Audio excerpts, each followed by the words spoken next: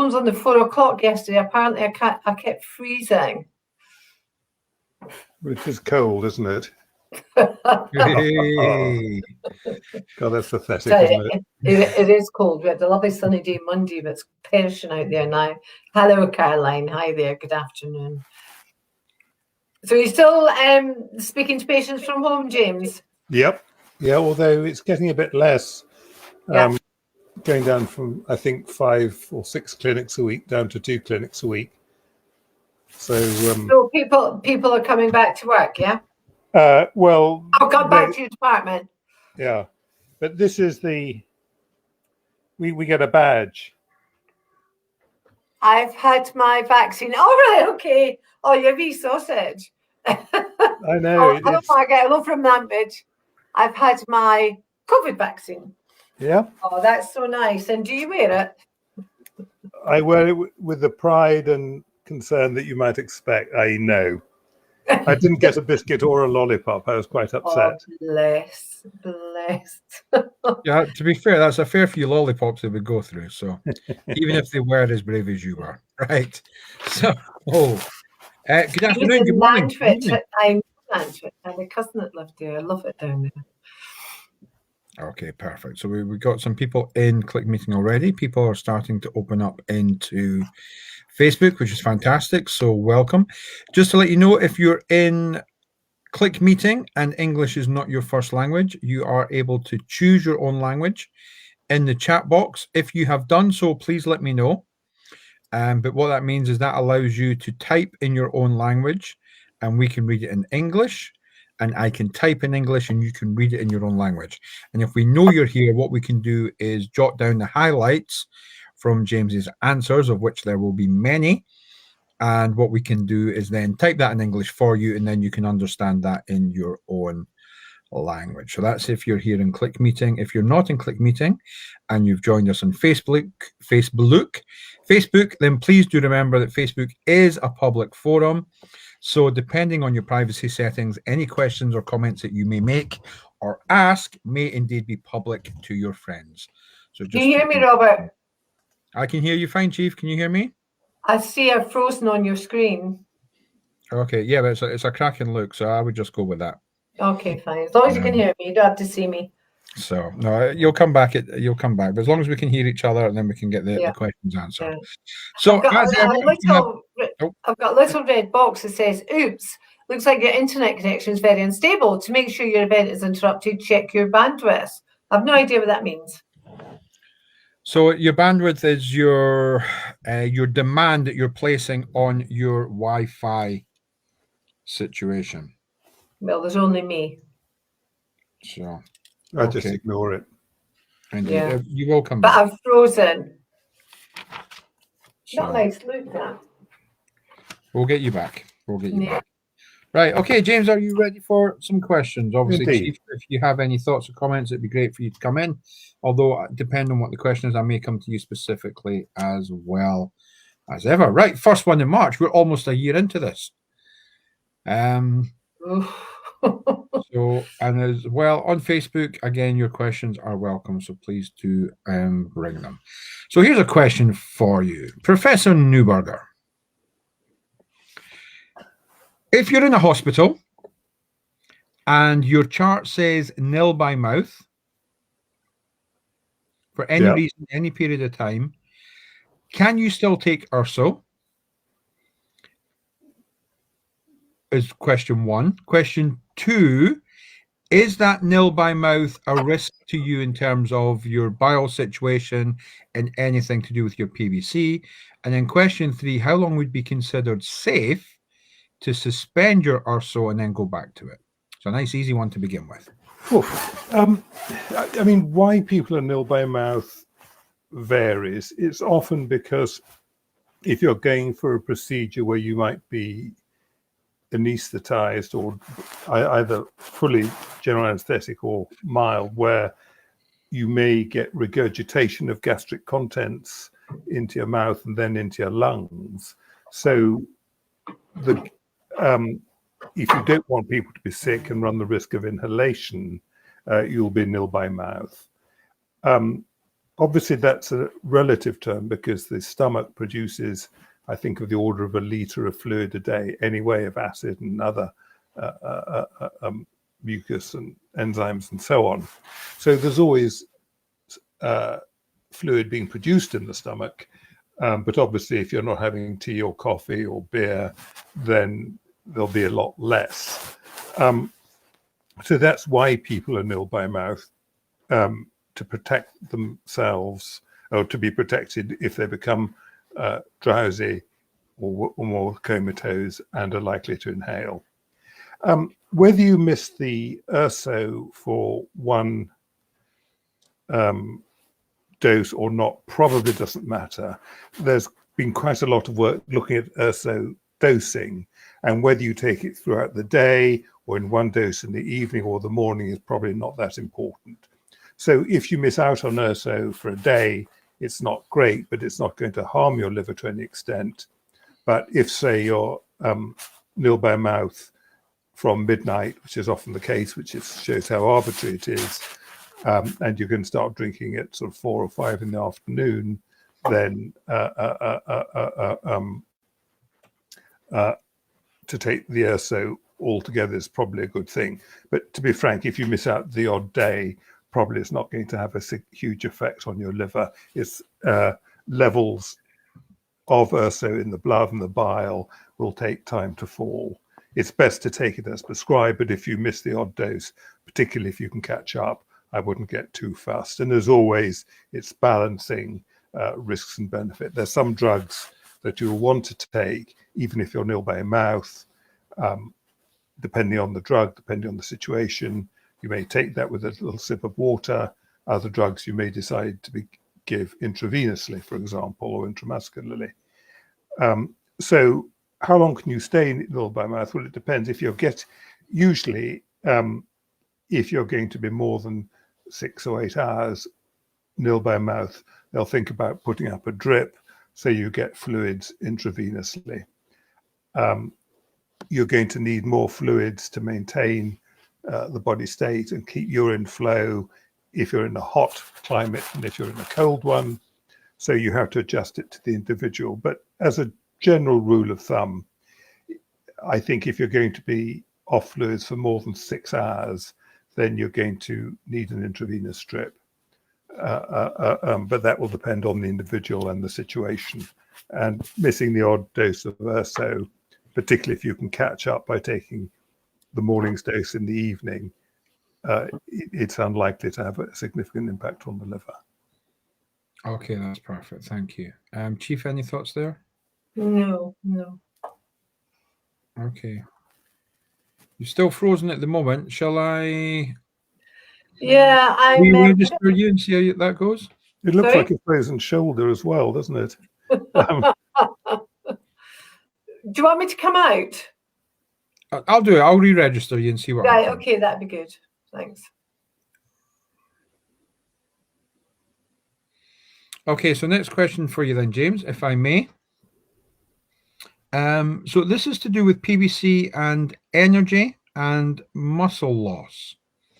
So the first question is it okay for someone with PBC to take protein shakes or something similar to help exercise and or strength building? Provided your liver's working well, taking excess protein will do no harm, usually, provided you take it sensibly within manufacturer's instructions. How far the energy drinks, the protein drinks, and all those extra foodstuffs that you see advertised make a difference, I don't know. Diet clearly does affect muscle health, and if you look at elite sportsmen, they all have expert dietitians to help them reach peak fitness. Whether the supplements you get in Holland and Barrett and other places really make a difference, I'm not sure. Usually a healthy, balanced diet is adequate for most people. As I say, sportsmen will benefit from specialist advice. So unless you've had very advanced liver disease, I think it's unlikely that these protein supplements will do any harm. That's my impression. I don't know for sure. But excess protein in those with liver failure can make encephalopathy worse. So they've got to be used in caution in that extreme situation. Okay, thank you. Chief, any thoughts? Balance, balance, balance. Don't have too much of anything. Okay, perfect. That's helpful. Is there a link between muscle loss or muscle wastage and PBC? I don't think there's a link specifically with PBC. There is with advanced liver disease, people get muscle loss, as indeed with other chronic illnesses. Often, if your body is consuming protein and not manufacturing enough protein or using it, then you may well have muscle loss. So I think muscle loss can occur in any serious illness, in any serious liver disease. I'm not aware that there's any specific association with PBC per se, rather than with liver disease. I would like to come in here and say, you all know what I'm going to say to you about muscle wasting and age as well. My husband read a book for the over 60s. Apparently, our muscles do waste away unless we use them in exercise and keep our bodies on the move from time to time. And the book was written by a man who actually ran a marathon in his 90s, and he was quite an interesting character. He was a doctor, but apparently it's a fact. After the age of 60, our muscles do start to waste. So you really must think about keeping up your muscle mass. And as I said to you, tins of beans on the arms, walking. It doesn't have to be a gym in Lycra. And we're very, we've got lots of information on that, but it is important. If you don't move, it will waste away. Yeah. I mean, one thing I would add to that is that the 10,000 steps is a pure construct. There's no evidence whatsoever for that. The Department of Health recommends each person should have at least 150 active minutes a week, which is not a huge amount. And some people say 7,500 steps. There's a bit more evidence to that, but it's steps, it's active, keeping walking, brisk walking, so you get a bit breathless. And the old adage, if you don't use it, you lose it. And if you think that athletes, when they're training, they don't sit around doing nothing, they use their muscles. So you absolutely use your muscles, keep active. But of course, it's a vicious circle, because if you feel absolute shit, then you're not going to feel much like exercise. But exercise does release endorphins. It does improve well-being. It can improve depression. But you've got to be able to do that exercise, and that's often the challenge. Well, it is, and sometimes, and every single day I go onto that hill, take the car up, and I go into the hill. Every single day I think, God, I can't do this, and my legs hurt, and I'm tired. And I've had various colleagues with me. David's been with me. Robert's been with me. Within 50 yards or so, not meters, I work in yards. The feeling passes. It does pass. So you're just going to, concentrate on that. And believe that it will pass, but I'm not asking anybody to do anything out of the ordinary. But the other thing, James has said 150 minutes a week. We have we found something called 23 and a half hours, and Robert will type up the name of the title of this that you can find on the internet, and it's absolutely fascinating. It's written by a doctor, and it's a lovely little cartoon, and a lovely little message there. All he's saying is 23 and a half hours a day, do what you want, but just for half an hour, just take half an hour. Would you put that up, Robert? Yeah, indeed. If you could just let people know where they could find that, and it's a little fun thing, that'll spur you on a bit, I'm sure, but it's very, very, very informative little ditty. James, have you taken a note of that? 23 and a half hours. I'd like you to look it up. It's fantastic. Written by Dr. Reed, was it? Dr. Mike Evans, I think, isn't it? Dr. Mike Evans? Yeah, something like that. I've watched it so many times. So he's a wonderful, wonderful doctor. Yeah. I would remind you just of one thing with marathons. The person who ran the first marathon way back who brought the news of whichever army defeat it was. After he ran the marathon, he dropped dead. So, just be careful. Oh, no, absolutely. But 30 minutes a day, you don't have to run. You don't have to walk fast. Just walk around the block half an hour. Yes, no, you're right. Keep it in proportion, yeah. So I saw an interesting event with Mark Swain, who was he was presenting with the Canadian PBC Society. Now it was Mark Swain. There was also Dr. Andres Duartes Rojo, who is in Pittsburgh, and they were highlighting that recent studies are now saying that actually meaningful physical activity is as good and as healthy as classic exercise or classical exercise in inverted commas. So, which is a really good.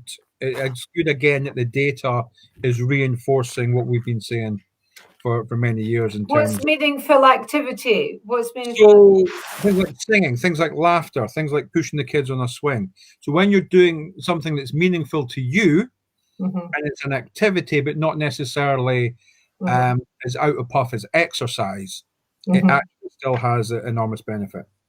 Can I just add on to that? James, you may remember when I first met Mark Swain, it has to be well over 20 years ago. And there was the first ever PBC conference in this country in Lincolnshire. I can't remember quite where. And I met him, Roger, what's his name, is there, all, herpetologists from around the world. And Dr. Swain spoke about when his patients tell him how tired they are, he suggests that they go for a walk, etc. And I remember sitting there thinking, this man's mad. What right has he got to tell people who are tired because they've got PBC that they should be moving? How right was he? He was absolutely spot on all those years ago. Indeed. He's done a lot of very good work as Mark. He's also very handsome. Not my type. No, he does. He's sound as a pound, yeah. Okay, perfect. Right, thank you both. Okay, my next question now. So this was a pre-prepared question, which I'm being asked. Bear with me. Right. So we've got a UK patient whose ALT has more than doubled, so it's up to about 80 plus. Gastro hasn't investigated it. FibroScan is fine, but they're not quite sure why the ALT might have raised. What should their next questions be? It's difficult. I think one question is, how well are they? Are they well or not? Sorry, I've lost the vision for some reason, but I'm not quite sure what's going on with that. Sorry. So we're still here. We can hear you.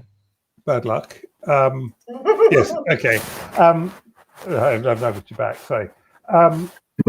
So there are many causes for ALT. I think one needs to know whether how high it is, whether it's continuing to rise, whether the person's ill. You do get fluctuations. You do get, for example, infections.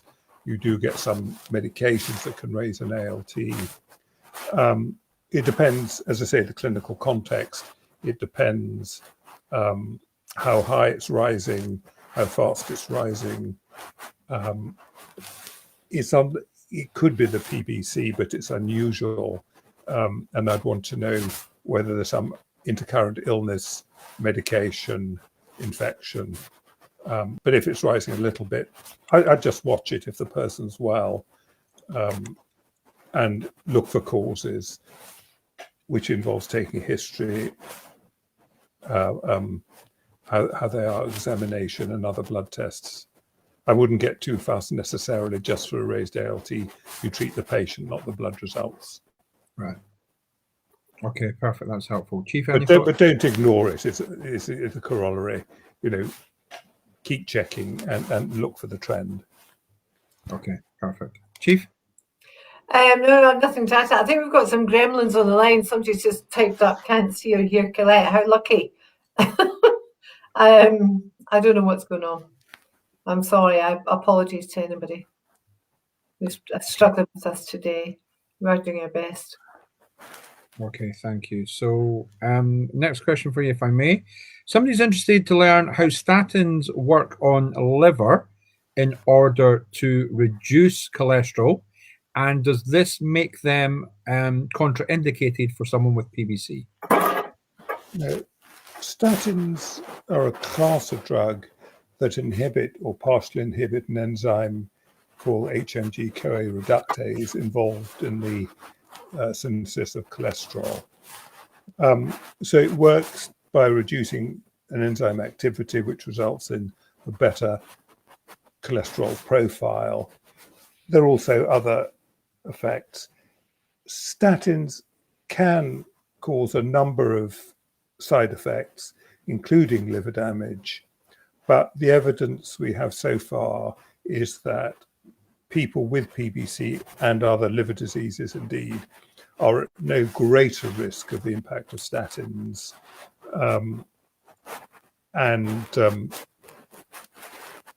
Therefore, if they're indicated for non-liver disease reasons, they should be used.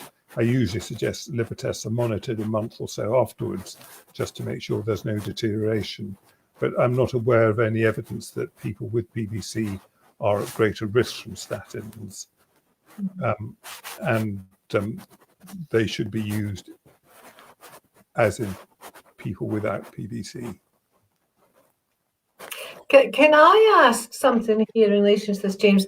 I know quite a number of people with and without PBC. I do know people who are quite healthy, who for one reason or another are unable to take statins for cholesterol. And porridge seems, having a daily small dose of porridge, 40, 50 grams, seems to make a difference. If you eat porridge every day, people tell me after some months their cholesterol has gone down. Now, is that a coincidence or is that pretty... It probably does impact, and diet, before statins became available and fibrates, diet was considered the only tool one had. And it does have an impact, but the impact is relatively modest. Statins also have, you hear stories, I don't know how robust they are, that statins reduce Alzheimer's and so on. So they probably have a wider impact just on the cholesterol. But certainly the diet will make a difference. People are having less full fat milk, less butter, less eggs. But going on a low fat diet, going on these Benecol, and is it Benecol or live yogurt? Does make a difference, but it's a modest difference. And statins are usually simpler and more palatable. Okay. Okay, perfect. Thank you. So while we're on meds and PBC, so the question is a little bit vague, so I'll do the best I can in terms of background. So somebody's had a bleed, which I'm assuming will have been a varicose bleed, and they've been given beta blockers. They've been on them for an hour.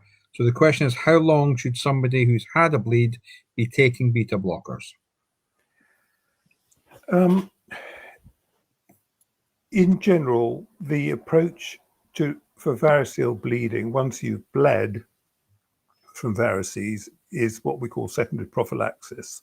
And there are two approaches. One is pharmacological, which is either with beta blockers such as propranolol or carvedilol or nadolol, those sort of a broad class beta blocker. Not all beta blockers are effective. Or with interventions such as variceal banding, variceal injection, or even a stent, a TIPS. In general, once you've developed varices, it's unusual for them to disappear without intervention. So once you've bled, the question which people are still trying to determine is, should you go on beta blockers or banding or a combination, which is, there are advantages and disadvantages to both, which is the most appropriate one. They're still doing the trials. But in general, if you've bled from varices and you've been advised beta blockers, that's a lifelong commitment. For the moment, we may get better treatments for varices, but once you've developed varices on the basis of chronic liver disease, they won't go away unless you either transplant or put a stent in to relieve the portal pressure. Okay, that's helpful. Thank you. Chief, any thoughts? No, I'll go with that. Okay, thank you. So while we're still on medications, mirtazapine, which is an antidepressant, do we have any thoughts about this as a potential treatment for PBC? I'm not aware that it works in PBC. For the treatment of PBC, it is a good antidepressant. And again, there are different profiles, different types of depression are best treated with different antidepressants.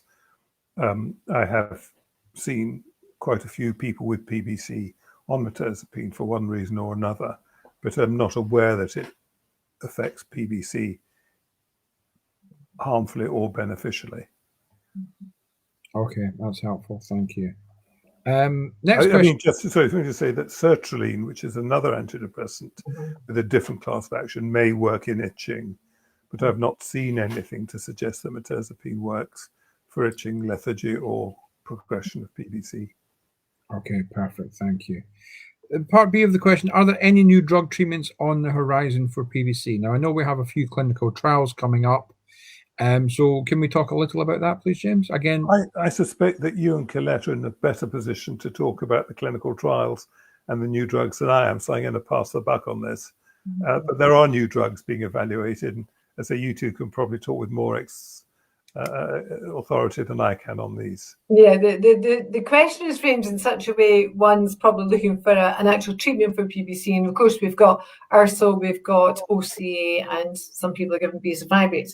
But what we know of trials that are coming up, they're basically for some of the symptoms of PBC, and in particular the itch. And I think we spoke about this last week with David Jones. That's something, keep an eye on your app, keep an eye. We will let you know when that's being put together now. The phase 3 of this trial for this particular drug for the itch. Robert, you'll know more.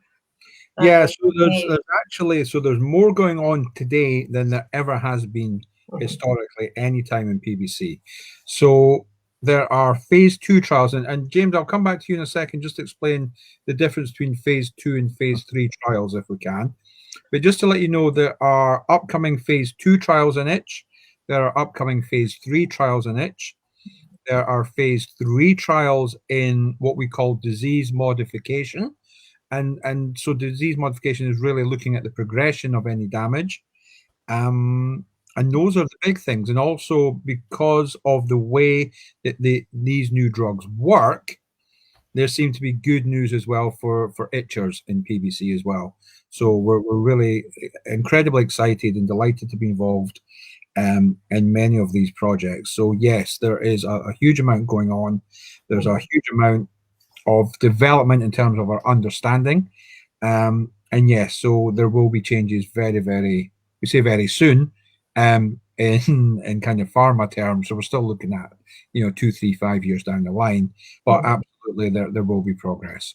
So I would just add to that, Robert. Here we are in 2021. When I was diagnosed in 94, there was nothing.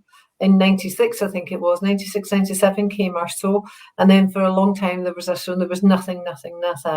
And I think these last 5 years, 8 years possibly, I don't really feel, James, that there's been a huge amount of work going into research, going into PBC and treatments, etc. And I am quite convinced that the fact that we have thousands of people that we can ask questions of has contributed to some of the successes that we've had. Because in the old days, you would hear doctors say, oh, well, we've got 20 people in our clinic, and I can do 80. And then when all the doctors, the hospitals were talking to each other, they could maybe muster a few hundred or 1,000. But we literally, because of our reach, we've got thousands of people that can respond to these trials and be helpful in those trials, which we didn't have before. Indeed, which again just gives me a quick reminder. If you've not already downloaded the app, please, Do it now. do so. There are some really important surveys that are coming out. We'd love to know your thoughts. And, the question about new drug treatments on the horizon for PBC. The other thing is that the app is actually being cited and is being quoted to change practice in actual care pathways for PBC. So again, that is a real opportunity to not maybe introduce new drugs, but actually improve the care pathways we already have, which then increases the equity and equality of access to the care pathways that we already have. Yeah. Right, I'll come off my soapbox. Sorry about that, guys. Next question. So can I just say, Please. Interrupt with a couple of things about research? Again, my soapbox.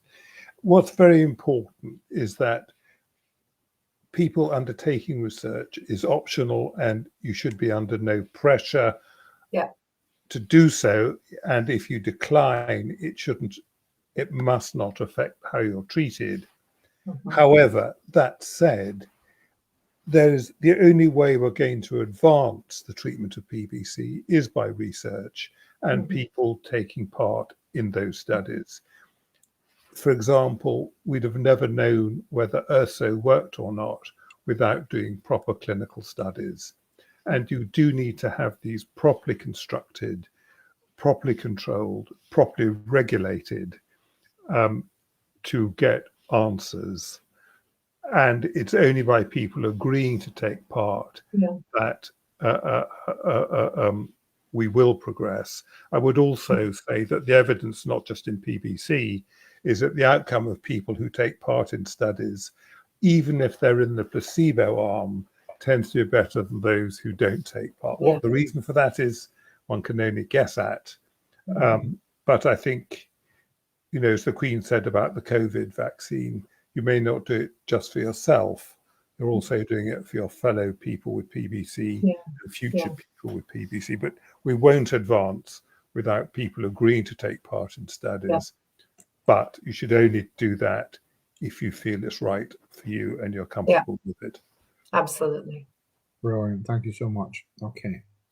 Next question for you, James. We've got somebody who says their dentist says there could be complications in removing the remains of a broken tooth because they take zoledronic acid. So, do you know anything about this? Can you advise?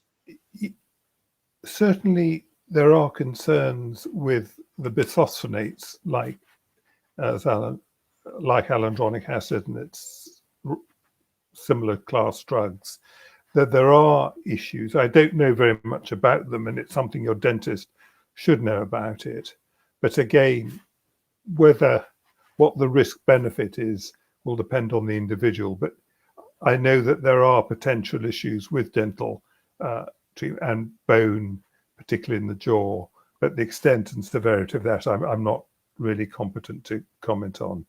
The dentist might know, and if not, an orthopedic surgeon or an osteoporosis expert can give you more advice. Okay, it's something perhaps we might look at in bone health at one of the bare fat issues. Yeah. Right. All right. Thank you. That's helpful. So a couple of COVID questions now, if I may. So one question in the Room and Click meeting say there are ongoing trials to check the efficacy of the COVID vaccine for people with weak immunity, including chronic liver disease. Would this be relevant to people with PBC or only to post-transplant patients? Or indeed, can I, before you answer that, James, can I add a question onto that? Because I've been looking at that, and I read it a couple of times over. I've never considered PBC, people with PBC, to have a weak immunity.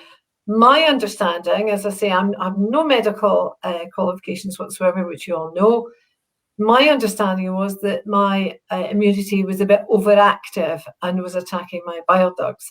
I think we have to be clear here about immunity, if it's weak or not. I think this is very important. And I run into this from time to time. I'm sure you do, Robert, as well. Yeah. I think the problem is to think of immunity as like blood pressure. It's either high, normal, or low. It's not like that. The whole way in which the body's immune system works is enormously complicated with, as we've discussed before, the innate and the adaptive immunity. The innate one, which is the very primitive one, again, uses a lot of different types of methodologies to fight infection. The adaptive immunity, the response to immunity, again, several different approaches. So in, for example, autoimmunity, whether the defect is in failure of inhibition or too much activity, again, is a sort of difficult question to answer. What I think is relevant in this context, so you might have an increased immune attack because there's less suppression, and does that mean therefore you have a heightened immune response? But for example, people with immunity to their thyroid don't necessarily get an immune response to their muscles or to their brain or their skin. Sometimes they do overlap. So it's a very simplest. I think it's an inappropriate way of looking at the question. In terms of fighting infection, people with advanced liver disease, again of any sort, do tend to have a reduced immune response to some infections. And again, different types of infections are handled differently. So to put all infections, even just bacterial, viral, protozoal, again, is inappropriate. The way you fight a flu virus is different from, say, a polio virus, and so on. But if you look at response to immunization, in general, people with advanced liver disease and people who are on immunosuppressant, post-transplant or for other scenarios, do have a slightly lowered measured response. Now, most commonly, when you measure the response to immunity, you look at the antibody levels. And for example, to see if you're immune to hepatitis B or hepatitis C, you measure the antibody levels, see if they're enough. But a lot of the response to infection is not done through antibodies, and it's done through cells, and you can measure the immune response to by those cells. But again, it's difficult and cumbersome. And again, if you think about it, you're taking a small number of cells, each milliliter of blood, so a fifth of a teaspoonful of blood, will have tens of millions of cells in it. So you're taking a small number of those cells in the blood and extrapolating to what's happening when you might get an infection, say in the nose or the lungs or the liver. So you're making a lot of assumptions. You're measuring responses of cells outside the body in culture medium. You can show responses. They correlate quite well. But in general, the response to, say, to hepatitis B antibody in people with advanced liver disease is less. They have less antibody produced, but they don't necessarily have a reduced immunity to infection. What they're doing with COVID is there are trials going on now in transplant recipients and in people with liver disease to see if they mount a response to COVID vaccines that is similar to the rest of the population. Age will affect this as well. There are many other factors. I think there's some gender differences as well. The crunch question really is not what your immune response in the laboratory is do people with liver disease or with PBC have a worse outcome if they catch the infection? And that's really what matters. And at the moment, people with advanced liver disease, people who've had renal transplants, where there's a lot more immunosuppression, do seem to have a worse outcome Whether that's because of the immunosuppression or for other reasons, again, is uncertain. So there are the trials to see if the immune response is the same, and they're important studies. But the current question for me is, what happens if they catch infection? Are they likely to have a worse outcome? And will the vaccine protect them? That's the crunch question, and we don't know the answers yet. My guess is that for most people with PBC, the vaccine will be effective, or as effective as in the normal population, but that's totally unproven. And that's why we need the studies. Yeah, and it's excellent that they're doing the studies as well, James. Mm. I'm really pleased with that. So on the subject of COVID, so now I know the Medical Advisory Board are looking at this matter in greater detail, so you may have an answer today or not. And I think we're looking at a Fairfax article, if I'm correct. But again, I may be wrong on that. So this came from somebody who had the first vaccine, and then it started to build a flare-up in their finger joints, which may or may not be linked. But they found a piece that said in its conclusion that higher AMA titers is linked to a risk of the vaccine inducing a negative response, as in more side effects. So again, do we have any thoughts or messages on that? Now, I know the board are looking into this, and there will be a piece in the Fairfax, but I think there's very little hard data. One of the challenges is to distinguish between association and causation. Yeah. And I think David Jones said that the day after he had his vaccination, his car wouldn't start.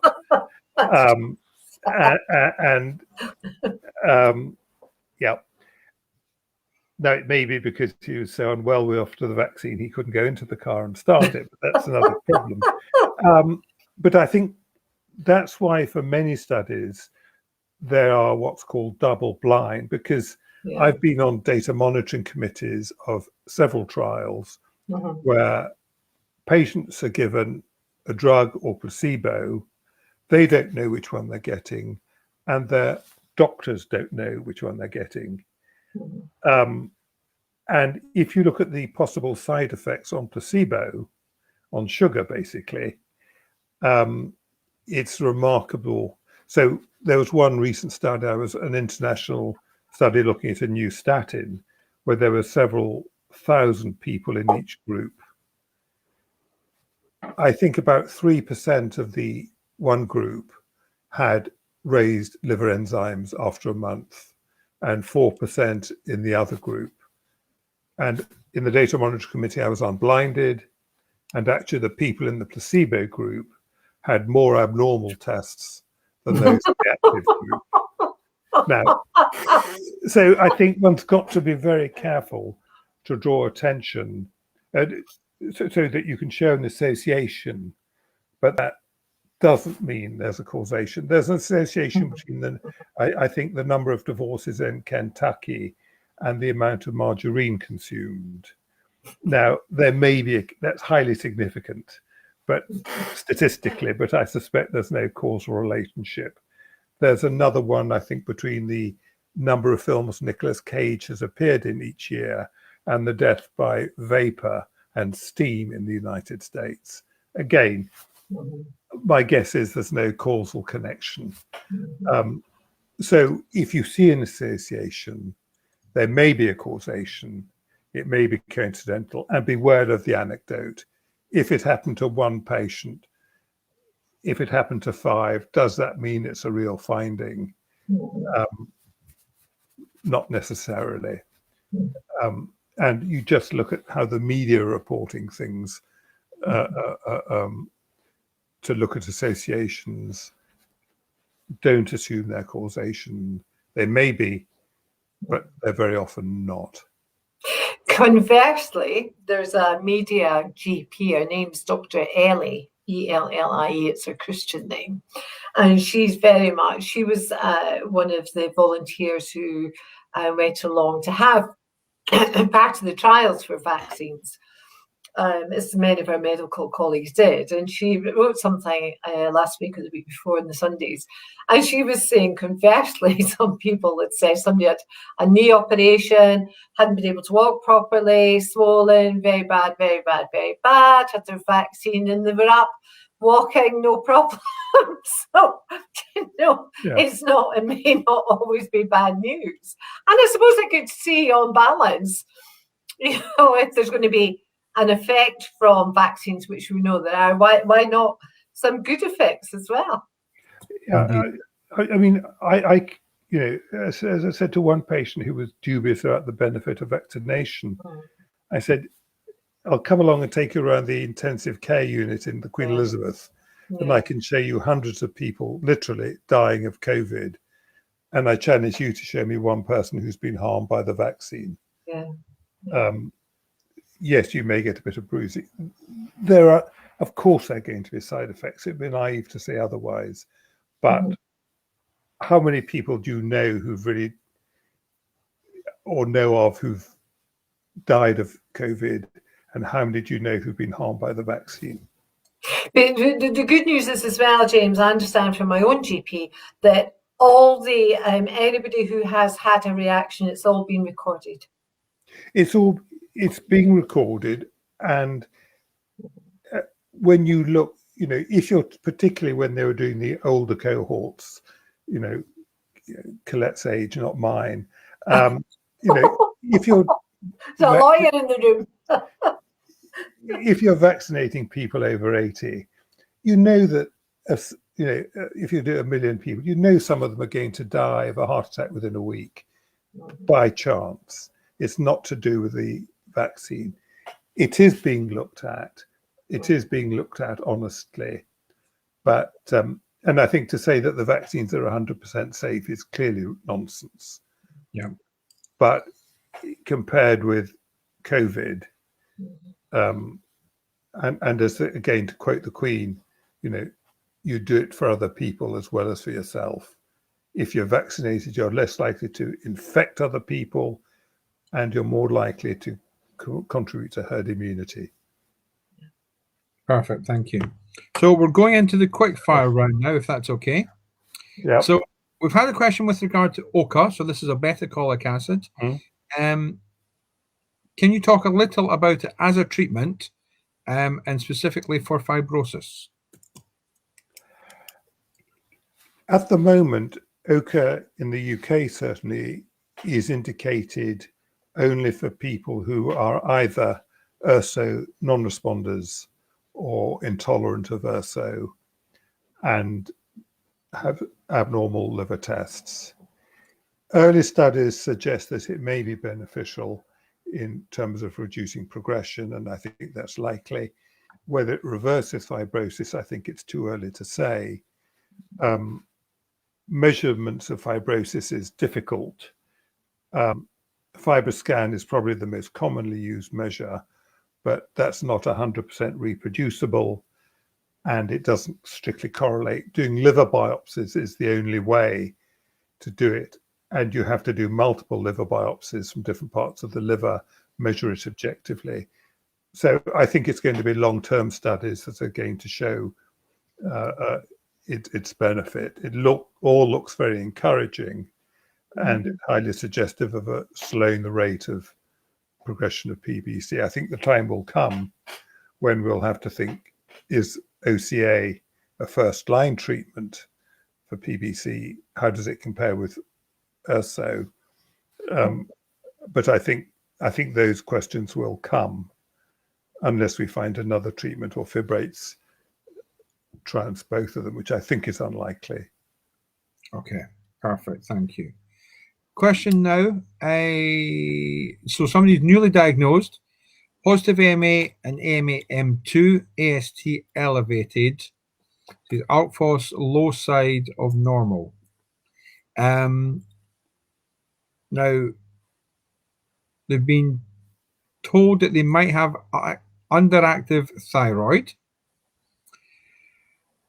and they are on 40 milligrams of steroids. They've been told that their liver scan looks okay, could the steroids have an effect on the liver scan, or is the liver scan thought to be a genuine scan, if that makes sense?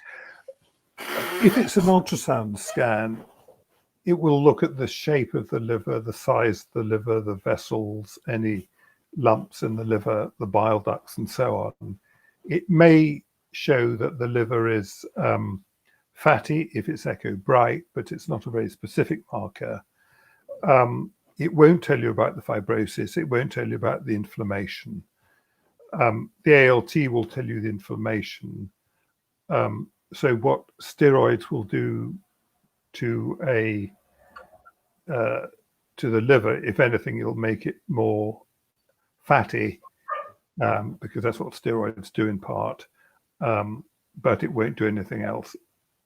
If you've got autoimmune hepatitis, it might stop progression, but you wouldn't measure that by looking at the ultrasound. Okay. Okay, perfect. Thank you. Next question, if I may. Is there a link between PBC and a low resting heart rate? Not that I'm aware of. Okay. And if somebody has a resting heart rate of 55 beats per minute, should they be concerned? Should they be asking questions? If they're asymptomatic, again, it depends on their age, depends on what medication they're taking, it depends on their clinical history of the heart condition. But on the whole, a low pulse rate, if it's asymptomatic, is good.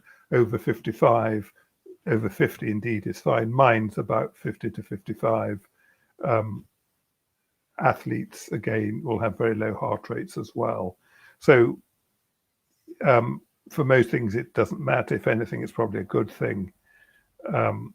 If your doctors are worried, they can do an ECG. Yeah. But if it's just a slow heart rate, again, clinically well, no medication, in general, one wouldn't worry. If you're That's not very well, good for your age, James, given that you're almost at the century now, aren't you? I think my age is higher than the English cricket score at the moment, but Terrible game, cricket. Terrible game. Sorry, Robert. That's okay. Next question, if I may. So somebody's been put on fenofibrates a few weeks ago. Did you say fenofibrates? Yep. Face swelling, and then swelling through the body, not able to urinate, dark bowels, vomiting, and then rash blisters and horrible pain in the abdomen. So they were concerned, and they've come off them without having so they tried to contact the doctor, not being able to. So they've come off it and they're feeling much better.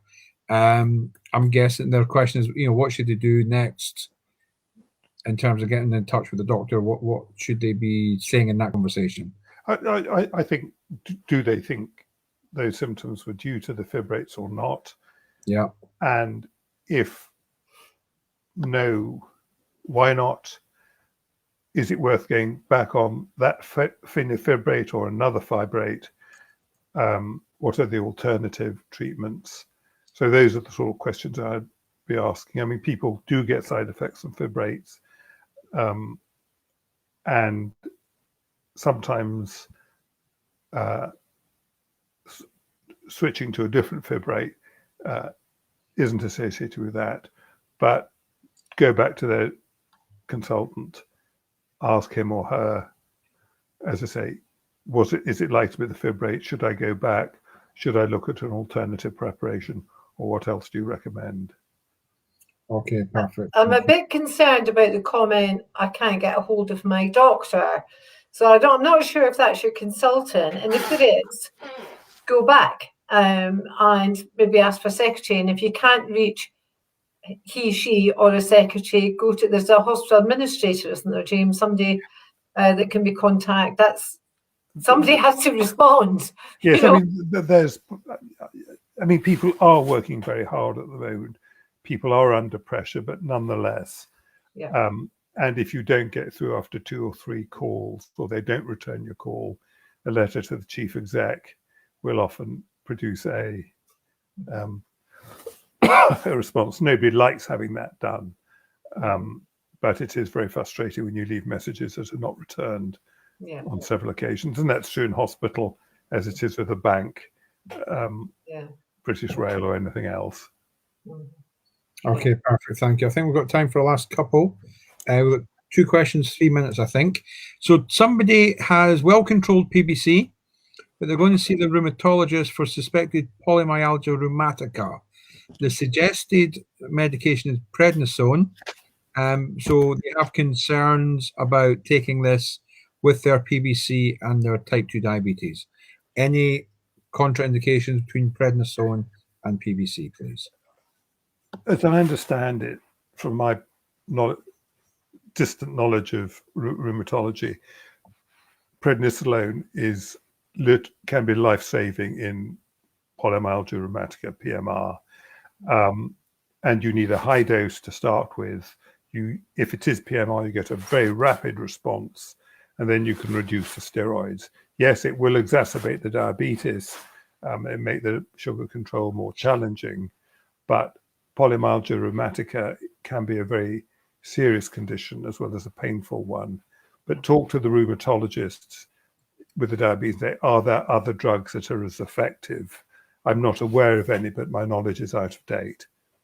But steroids in PMR, it responds very rapidly.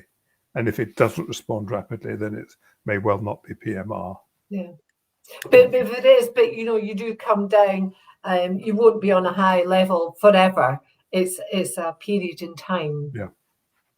Okay, thank you. Next question, last question.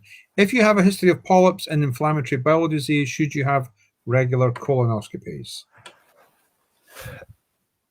In general, it depends on the type of polyps. It depends on the family history. It depends on the extent and nature of the inflammatory bowel disease. But for many people with ulcerative colitis, then regular colonoscopies are indicated. But again, that has to be tailored to the individual situation. So talk to your gastroenterologist and ask them about it. Colonoscopies are not the greatest fun to do. Well, they're not so bad themselves. It's the preparation that can be a nightmare for patients. You have to really have your bowels. You need a good book, basically. During preparation. Free of charge. There are risks, such as very rare, but perforation. So talk to your gastroenterologist. But in many cases, regular colonoscopy every 1 or 3 years, depending on the situation, is advisable. Okay. If you're saying irritable bowel syndrome, look at the next question. That's a very different situation. Irritable bowel is not associated with the risk of cancer, whereas ulcerative colitis can be. Polyps, again, it depends very much on the nature of the polyps and the family history. So again, it's an individualized response, whether somebody with polyps should have repeats. Some of them definitely should, others don't need it. So it depends on the situation and the nature of the cause of the polyps. Okay, perfect. Thank you very much. So the only other thing we have some thanks to pass on to the team, particularly you, Chief, for passing on awareness of the long COVID clinics, which are wonderful so far. So that's good news. Other than that, I'll pass my thanks on to you both. Again, thank you very much for today. Chief, over to you. Yes, I will. I've got 15 minutes and I've got another webinar. I'm getting cockeyed with the screens all the time. It's nice to look into somebody's face. But listen, James, that's wonderful. Thank you. You get through hundreds and hundreds of questions. It's amazing. Robert, thank you as always for the technical. And to everybody out there, thank you for joining us. I know we've got people in from the States. I know it's the middle of the night there, and I apologise, and I hope you get back to bed. But I'm also going to say to you, people, as always, I'm very honest with you, our funds are depleting. Instead of going to Costco and buying a cup of coffee, give it to us. Have maybe 5 cups with them and 2 cups with us. But please, not just a one-off, please think of us on a regular basis. There is no money out there. There's very little money out there for us. And, you know, we're in the biggest recession we've seen in a long, long time. These sessions are amazing, but we have to pay for them. At the moment, you have to go onto our website. You can either phone the office or go to the website and donate. We're going to put a donate button on our app, and we're going to put donate buttons everywhere we possibly can. Because I know some people think, yeah, I'll do it later, and they don't. And I know you mean to, and you don't. So please think of us as your afternoon cup of tea, cup of coffee, and please donate to us to keep this this going. We can't do it on our own. So with that, James, thank you. I will see you whenever I will see you. Keep well. Hope the family well. Robert, I'll see you in 10 minutes. Once I'm going for a cardigan. I'm very, very cold. So thank you, everybody. And I will see you Monday. I think Monday's the next time you'll see me. And you'll see Robert at 4 o'clock if you want to join us. Thank you. Bye. Bye, everybody. Bye. Thank you very much. Pleasure, James. Thank you.